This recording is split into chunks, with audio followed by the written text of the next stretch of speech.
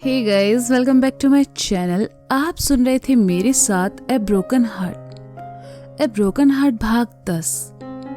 ईशान कुछ देर खिड़की के पास खड़े रहा और फिर बिस्तर पर आकर लेट गया। नींद आंखों से कोसों दूर थी। उसके जहन में एक साथ कई ख्याल चल रहे थे। अपने पापा से हुई बहस, माया से हुई बहस, जॉब न मिलने का ख्याल, अपने प्रोजेक्ट की टेंशन और साथ ही निर्मल की नसीहतें, सब एक साथ ईशान के जहन में चल रहे थे। ईशान इन सब को अपने दिमाग से बाहर निकालना चाहता था। वह बार बार करवट बदल रहा था और आखिर में उल्टा लेटकर तकिए में अपना मुंह छुपा लिया। थोड़ी जद्दोजहद के बाद उसे नींद आ गई।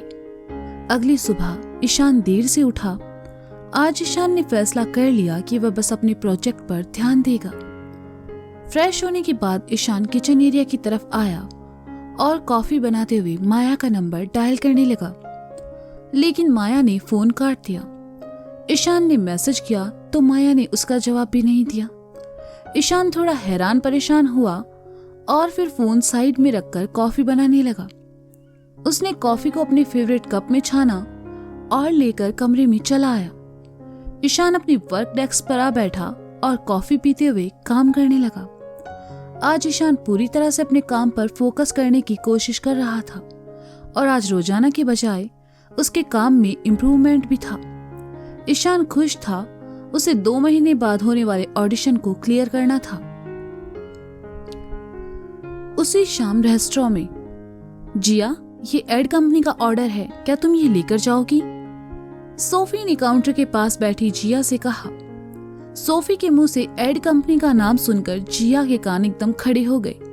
वह एकदम से चौंकी और कहा, सोफी, मुझे तुम्हें कुछ बताना है। कल जब मैं कंपनी में ऑर्डर देने गई थी तो वहां मैंने एक लड़के को देखा और एक लड़की को भी। दोनों साथ साथ थे, एक दूसरे के पास थे, इतना पास। कहते हुए जिया ने अपना चेहरा एकदम से सोफी के करीब कर दिया। सोफी पीछे हटी और कहा, तुम ये क्या कर रही हो? और तुम उस एड कंपनी में ये सब देखने जाती हो? तुम्हें लोगों की पर्सनल लाइफ में दखल नहीं देना चाहिए। तो क्या मैंने गलत किया? जिया ने अपनी आंखें मिचमिचाते हुए कहा, बिल्कुल, तुम्हें जाकर उनसे माफी मांगनी चाहिए। एक काम करो, तुम आज का ये ऑर्डर लेकर जाओ और उनसे माफी भी मांग लेना। सोफी ने कहा, हाँ, ये ठीक रहेगा, मैं अभी जाती हूँ। जिया ने पार्सल बैग में रखते हुए कहा और वहां से चली गई। बाहर आकर जिया ने बैग स्कूटर पर रखा और हेलमेट लगाकर स्कूटर पर आ बैठी। ट्रैफिक में आकर जिया का स्कूटर रुका। ट्रैफिक काफी ज्यादा था और जिया को वक्त से पहुंचना था। वह बार बार अपनी घड़ी देखी जा रही थी। स्कूटर पर बैठे बैठे जिया की नजर स्कूटर से कुछ दूर खड़ी बस में खड़े ईशान पर चली गई तो उसके चेहरे पर बड़ी सी स्माइल आ गई। ईशान ने जैसे ही उसे देखा, जिया ने खुश होकर अपना हाथ हिला दिया, लेकिन ईशान ने नजरें घुमा ली। वह शायद जिया को इग्नोर कर रहा था। अब ठहरी जिया, इसलिए उसने जोर से कहा, हेलो मिस्टर स्ट्रेंजर।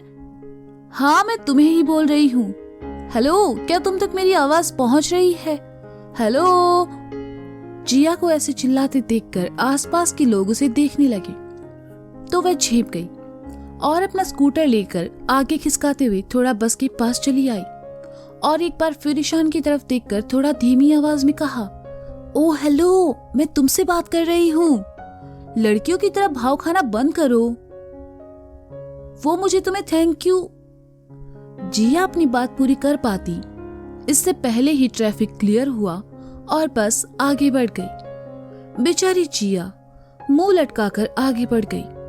वह एड कंपनी के सामने आई और पार्सल लेकर अंदर चली आई। लिफ्ट ऊपर आकर रुकी।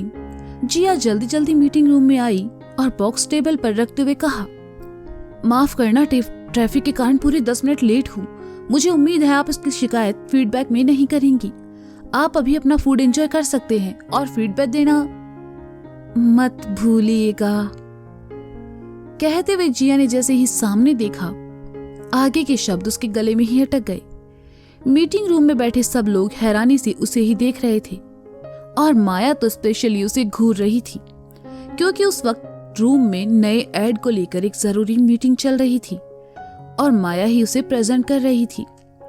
जिया ने जैसे ही माया को वहां देखा, हैरानी और खुशी से भरे भाव उसके चेहरे पर आए और उसने कहा, ओह अच्छा हुआ आप मुझे मिल गई, मुझे माफ कर दीजिए, मुझे कल आपकी निजी जिंदगी में दखल देना नहीं चाहिए था। जब आप कहते हुए जिया मीटिंग रूम में बैठे देवांश को देखती है तो उसकी तरफ हाथ करके कहती है, जब आप इनके इतना करीब थी, मेरी दोस्त ने कहा कि मुझे वो सब नहीं देखना चाहिए था, इसलिए मुझे माफ कर दीजिए। मैं जानती हूँ आप बहुत अच्छी हैं, इसलिए मुझे माफ कर देंगी। जिया ने जो कहा वो सुनकर वहां बैठे लोग माया और देवांश को देखने लगे और जिया मुस्कुराते हुए माया को देख रही थी, जिसे देखकर माया का गुस्सा और बढ़ गया। वह जिया के पास आई और उसे घूरते हुए कहा, आर यू मैड? ये सबके सामने क्या बके जा रही हो तुम यहां से अभी बाहर जाओ, जस्ट गेट आउट। हाँ, क्या आपको मेरा माफी मांगना पसंद नहीं आया? मैं फिर से कोशिश कर सकती हूँ। मैम, मुझे माफ। जिया ने इतना ही कहा, लेकिन माया ने उसकी बात पूरी ही नहीं होने दी और गुस्से से चिल्लाकर कहा, oh just shut up and get out. Enjoy your food and feedback. Jiya ने धीरे से कहा और इस बार माया ने उसकी बाह पकड़ी और उसे मीटिंग रूम के दरवाजे से बाहर कर दिया। उसने एक गहरी सांस ली और खुद को नॉर्मल कर अंदर आते हुए कहा, I am so sorry guys, meeting continue करते हैं। जिया ने जो कुछ भी वहां कहा उससे देवांश असहज हो गया। वह उठा और बिना कुछ कहे वहां से चला गया। वहां बैठे सब लोग आपस में खुसर फुसर करने लगे तो माया ने थोड़ा गुस्से से कहा, अगर तुम सबको भी जाना है तो उठकर जा सकते हो। माया उनकी सीनियर थी, इसलिए सबने चुपचाप अपना ध्यान सामने स्क्रीन पर लगा लिया। माया की वजह से सबका मन खराब हो चुका था और माया का मूड पहले से ऑफ था, लेकिन फिर भी उसने सबको इग्नोर किया और मीटिंग को जारी रखा। जिया ऑर्डर देने के साथ साथ माफी मांगने आई थी, लेकिन यहां आकर उसने फिर सब गड़बड़ कर दी। वह नीचे आई और जैसे ही बाहर जाने लगी उसे याद आया वह ऑर्डर का बिल देना तो भूल ही चुकी है। जिया वापस लिफ्ट के सामने चली आई। लिफ्ट खुली और जिया बाहर जाने लगी, लेकिन उसे फिर अंदर आना पड़ा। वह परेशान सी अंदर चली आई। उसने 4 नंबर दबाया और अपने नाखून चबाते हुए बड़बड़ाने लगी, पता नहीं मैंने ऐसा क्या कह दिया जिससे वो इतना भड़क गई। एक तो मैंने उससे माफी मांगी और वो मुझ पर ही गुस्सा कर रही थी। मुझे उस सोफे की बात माननी ही नहीं चाहिए थी। गधी, उल्लू की पट्टी, पता नहीं हमेशा मेरे साथ ही ऐसा क्यों होता है। एक तो वो गुस्से में है और लगता है वो फीडबैक भी नहीं देगी। अगर उसने मिस्टर दयाल से मेरी शिकायत कर दी तो फिर तो वो मेरी सैलरी ही काट लेंगे। ये मैंने क्या किया? मैं इतनी बड़ी बेवकूफ कैसे हो सकती हूँ? कहते हुए जिया ने अपना सर लिफ्ट की दीवार से लगा लिया और अपने पैर पटकने लगी। उसने ध्यान ही नहीं दिया कि उसी लिफ्ट में ईशान भी था, जो माया से मिलने आया था। जिया को रोते और पैर पटकते देखकर ईशान ने सहजता से कहा, ये नौटंकी करना बंद करो। जिया ने सुना तो सुनते हुए पलटी और कहने लगी, मैं यहां दुखी हूं और तुम्हें ये सब नौटंकी लगता है? तुम? हाँ, नहीं, तुम यहाँ कैसे हो सकते हो? शायद मैं कोई सपना देख रही हूँ। कहते हुए जिया वापस पलट गई। ईशान को वहां देखकर उसे यकीन नहीं हो रहा था। लिफ्ट के दरवाजे को देखते हुए वह वापस बड़बड़ाने लगी, अब मिस्टर दयाल मेरी सैलरी काट लेंगे।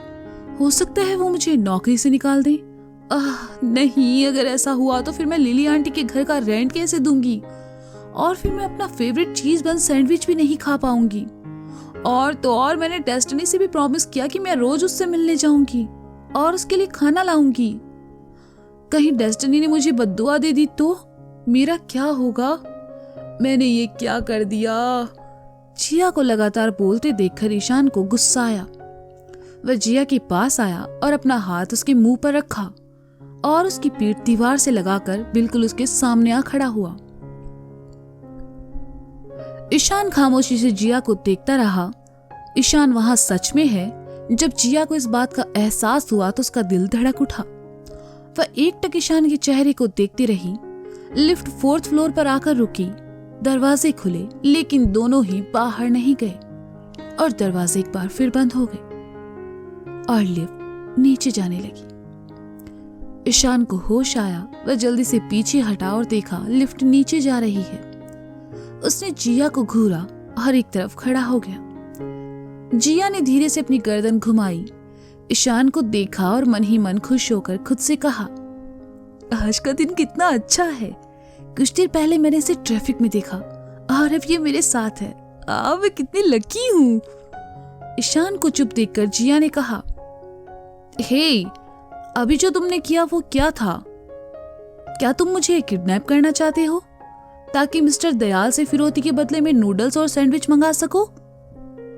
कहते हुए जिया वापस पलट गई और आगे कहने लगी, वैसे तुम चाहो तो कुछ दिनों के लिए मुझे किडनैप कर सकते हो। बस तुम्हें मिस्टर दयाल से फिरौती में कुछ बाउल्स नूडल्स एक्स्ट्रा मंगवाने होंगे मेरे लिए। उस रेस्टोरेंट के नूडल्स बहुत टेस्टी है।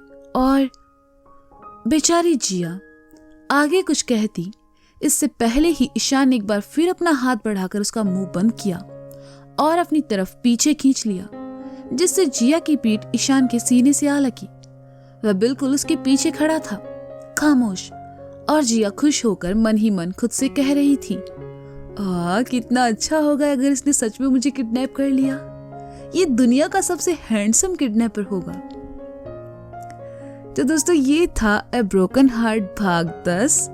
इसका अगला भाग आप जल्द ही सुनेंगे मेरे साथ। तब तक के लिए शुक्रिया। बाय। अपना ख्याल रखें और सुनते रहें ए ब्रोकन हार्ट मेरे साथ। और प्लीज इसे शेयर कर दीजिए, मुझे बहुत जरूरत है। Thank you.